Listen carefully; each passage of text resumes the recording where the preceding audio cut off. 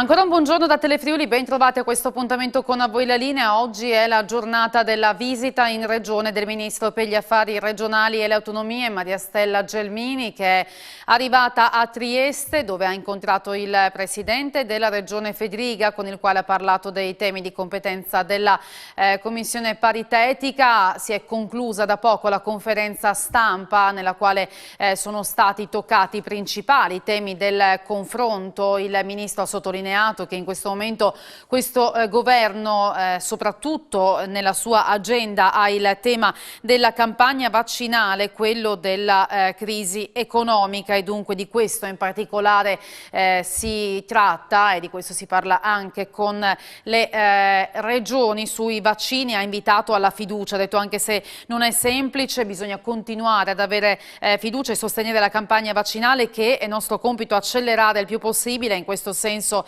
vanno le nomine di Figliuolo e di Curto per quanto riguarda appunto proprio la gestione dell'emergenza Covid e per quanto riguarda la protezione civile. Dal Ministro è arrivato un grazie al Sistema Italia, a tutti coloro che sono impegnati appunto nella lotta all'emergenza, a combattere questo momento di pandemia, e ha parlato poi, rispondendo ad alcune domande, anche in particolare di quello che è il tema degli accordi finanziari con la Regione e dei fondi da erogare per rispondere alla crisi economica. Sugli accordi finanziari ha detto che è fondamentale una accelerazione del processo, che si ragionerà per trovare un accordo con le regioni. Già è stato richiesto da parte sua un tavolo al MEF, ha aggiunto deve finire il tempo, che non sia che passi senza poter dare la possibilità agli enti locali di poter usare i fondi che ci sono, e dunque vuole un'accelerazione in tal senso per dare la disponibilità e la possibilità agli enti locali di utilizzare i fondi previsti dagli accordi finanziari. Sull'erogazione dei fondi, in particolare per rispondere alla crisi economica, ha detto che la prossima settimana è in programma una conferenza Stato-Regioni per illustrare il recovery plan, e che anche in questo caso vuole prendere in mano prima possibile la pratica per arrivare ad una accelerazione decisiva anche in questo senso. Si è parlato anche di regionalizzazione del sistema scolastico, ha detto che saranno valutati gli effetti e i risultati che ha portato questo meccanismo laddove è stato adottato. Ricordiamo che ci saranno ancora degli appuntamenti nel primo pomeriggio a Pordenone per le vaccinazioni nelle aziende, per il tema delle vaccinazioni nelle aziende, e poi sarà nel tardo pomeriggio in protezione civile a Palmanova. Ci sono buone notizie per gli amanti dei prodotti a chilometro zero, voltando pagina, perché il mercato coperto della Coldiretti resta aperto anche in zona rossa, garantendo la massima sicurezza. Aperto a Pordenone nelle giornate di mercoledì e sabato, a Gorizia martedì e sabato, mentre a Udine è aperto nei giorni di martedì, venerdì e sabato. Ora siamo andati a vedere come è organizzato.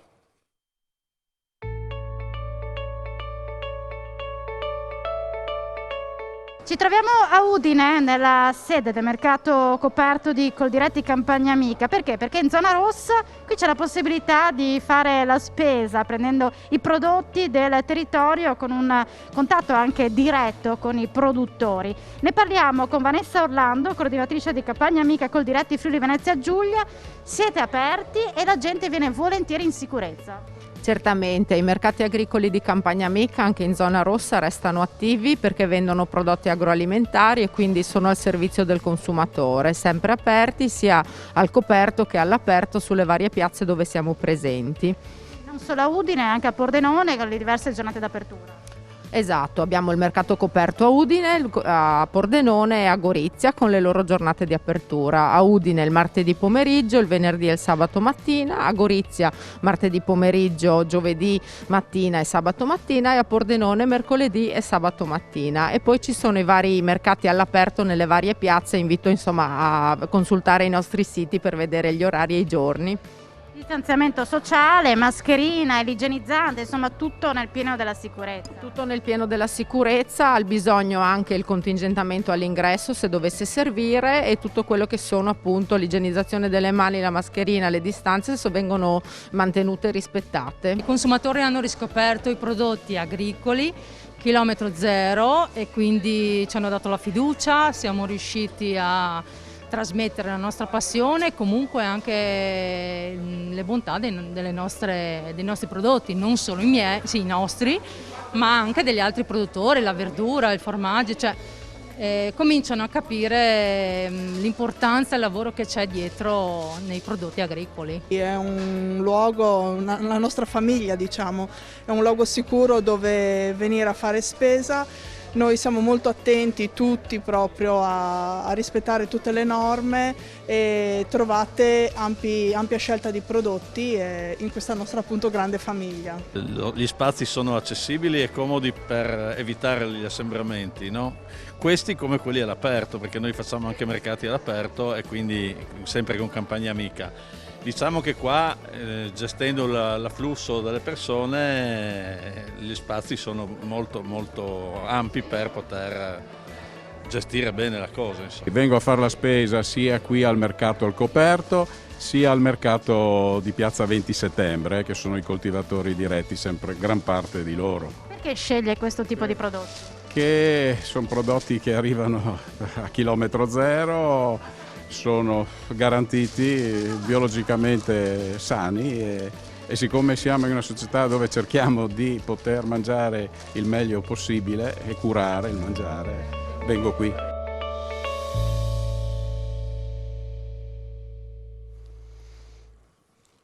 Facciamo una piccola pausa e torniamo con la seconda parte di A Voi la Linea.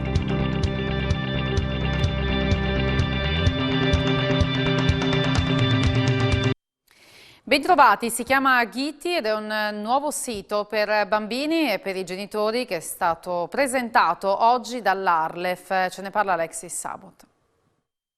Ci troviamo a Udine nella sede dell'Arlef assieme al presidente Eros Cisilino per presentare una novità, Ghitti. Di che cosa si tratta?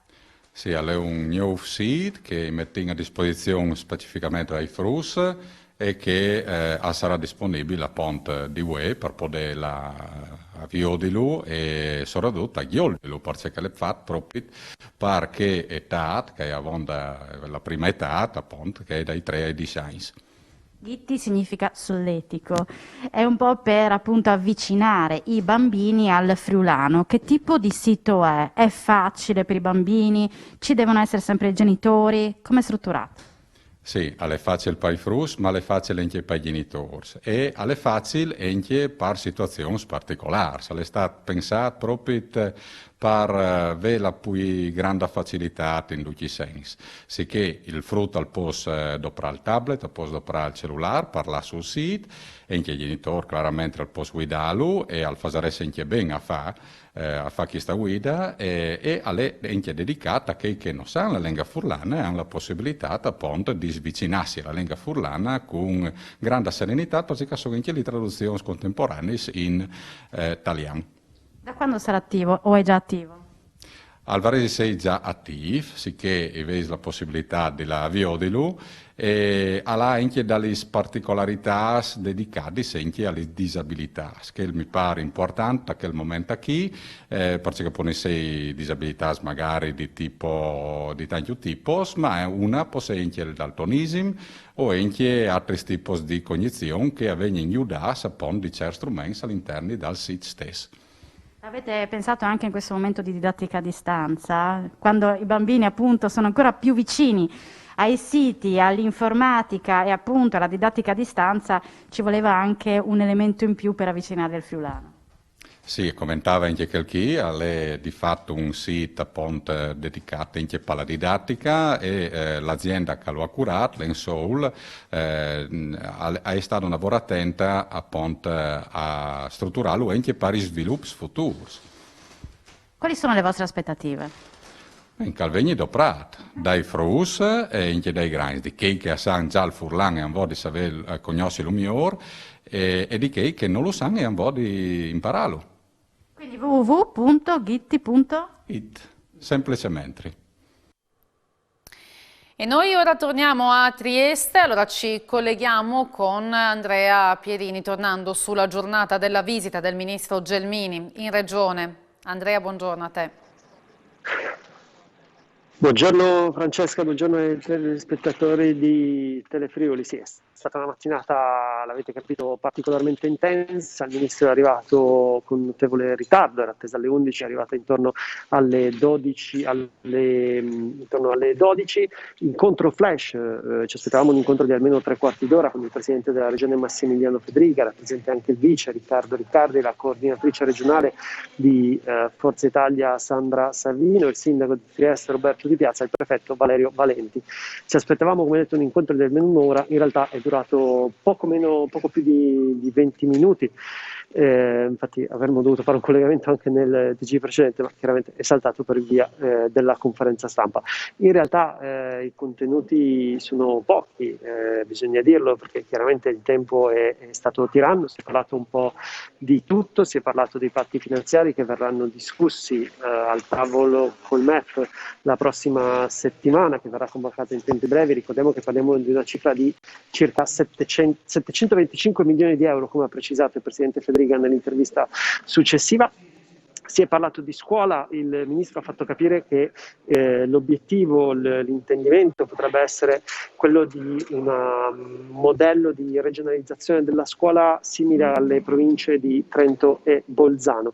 Un collega ha chiesto anche la questione rotta balcanica. In questo momento la Gelmini ha detto sì, ci sono troppe cose sul tavolo, quindi in questo momento non è un tema prioritario.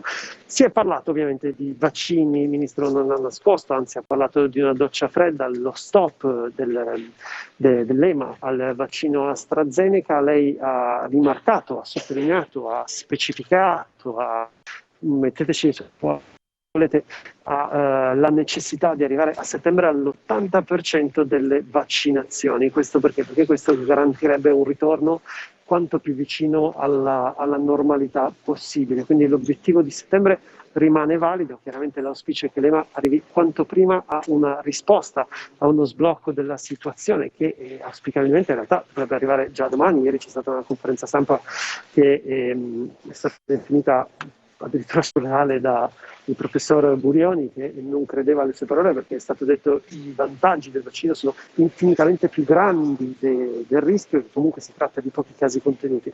Quindi l'obiettivo è di accelerare sul fronte vaccinale senza paura e senza se e senza mai. Insomma, si aspetta solo il via libera, che dovrebbe appunto arrivare domani. Questi un po' i temi affrontati dal ministro, che adesso si sta recando, accompagnata ovviamente dal governatore a Pordenone, dove verrà sottoscritto l'accordo appunto per effettuare i vaccini nelle fabbriche, quindi un luogo aperto, spazi ampi, che consentirà di intervenire con vaccinazione di massa. Un altro tema che ha detto il ministro, poi vi restituisco la linea, è stato quello di dare fiducia ai cittadini. Ha detto: in questo momento dobbiamo tranquillizzare le persone, dobbiamo dare fiducia e dobbiamo lavorare. Poi ha parlato anche del recovery plan. Scusate, le cose vengono anche un po' nel corso del collegamento. Ha parlato del recovery plan, specificando che ci sarà questo coinvolgimento di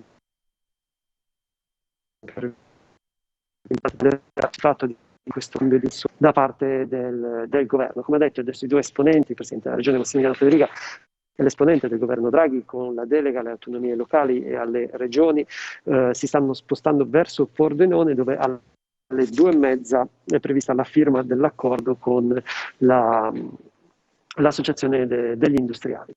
Io, se non hai domande da Studio T, restituirei la linea. Grazie mille per questi aggiornamenti e per il racconto di questa mattinata e dei principali temi sul tavolo. Dunque, nel confronto, nell'incontro tra il ministro Gelmini e il presidente della regione Fedriga. Ovviamente Telefriuli poi vi racconterà nei prossimi appuntamenti con l'informazione alle 16:30 e alle 19 le altre tappe di questa giornata e le notizie appunto che saranno a questa collegate. A voi la linea termina qui, io vi ringrazio per averci seguito e vi auguro un buon pomeriggio, arrivederci.